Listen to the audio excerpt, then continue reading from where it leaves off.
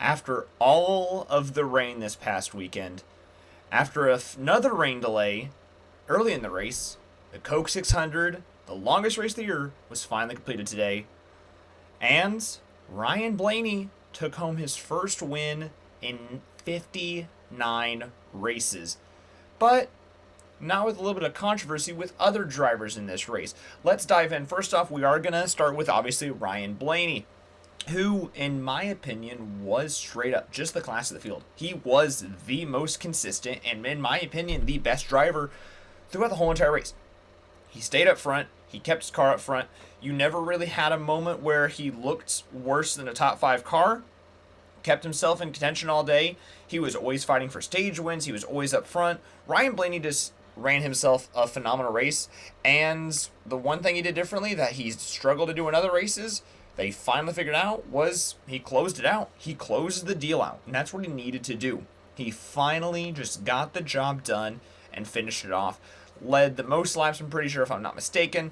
Dominated, ran away on that last restart with 20 to go. And he had the best short run car. He definitely did not have the best long run car, but he had tons of speed in that car, and that's what really mattered as the race progressed, and that's what really led to Ryan Blaney winning this thing. Other noticeable members in the top 5. William Byron came home for another second place finish. Martin Truex finished 3rd. How about both 2311 cars finishing in the top 5 with Bubba in 4th and Tyler Reddick in 5th? If I'm not mistaken, that's also Bubba's 3rd straight top 5, not including his 2nd place finish at the All-Star race in North Wilkesboro. So 2311 looking extremely fast, but this also is another big thing. This is a huge win for Ford, who honestly, besides the super speedways this year, have not looked really good. However, I will say one other thing, though.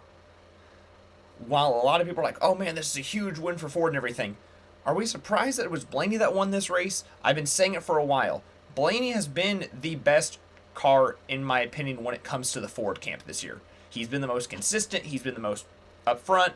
He's ran the best even when other Fords are running worse. Like in weeks where we've seen SHR and Penske struggle, Blaney's usually that outlier that runs up front still with the Chevys and the Toyotas.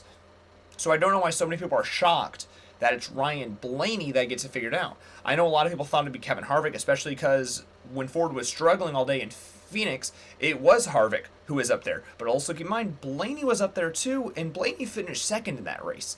So Blaney has been really good. It just takes him a lot more time to get to victory lane.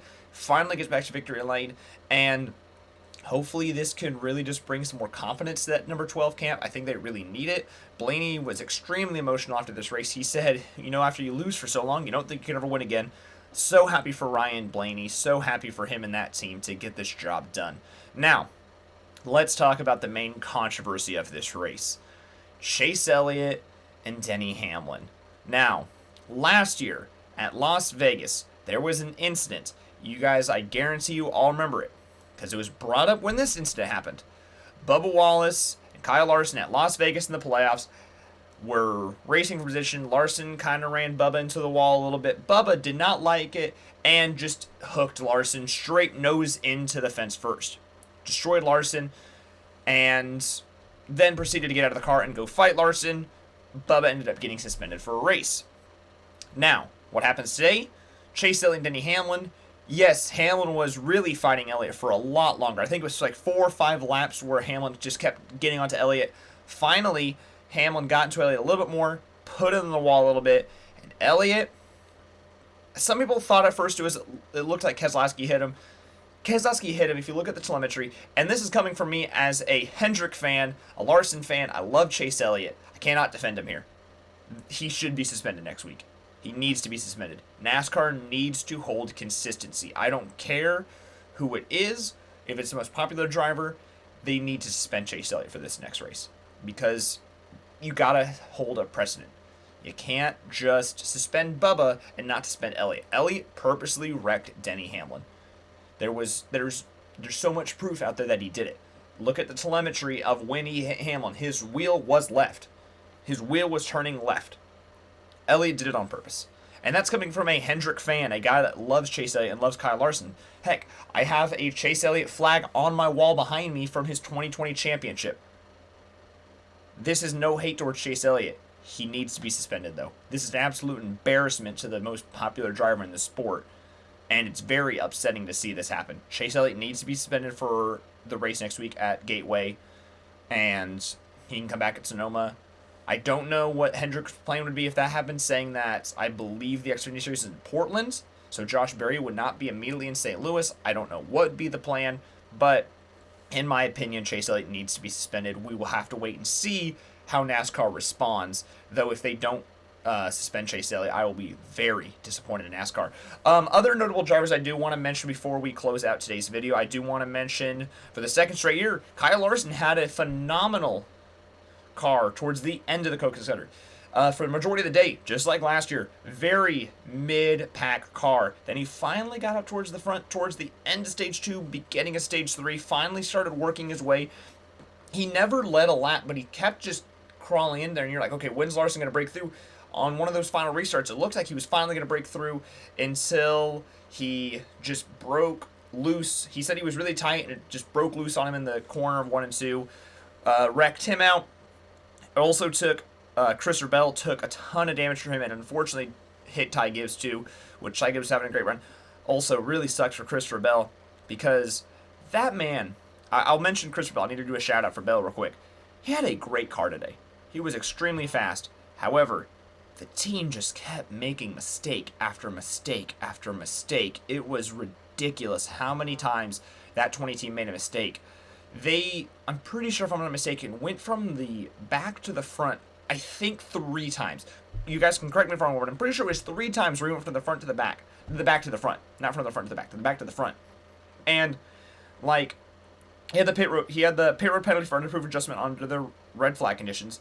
Then he had another slow stop. And then he spun out when he finally started cracking the top 5 again. And then he just never got back up there. Had another problem on pit road. Had to refight his way to the front. And then finally, when he was back into the top 10, looked like he could maybe make a late race charge. Larson spins out right in front of him and just damaged his car. He went back to, I think, 24th. I don't know where he finished. I cannot remember off the top of my head right now. I don't have the results pulled up right in front of me at the time of recording this. But yeah, no, it really sucked. A lot of good cars today were taken out, but that's just the Coke 600. It's a race of attrition. You got to be there at the very end.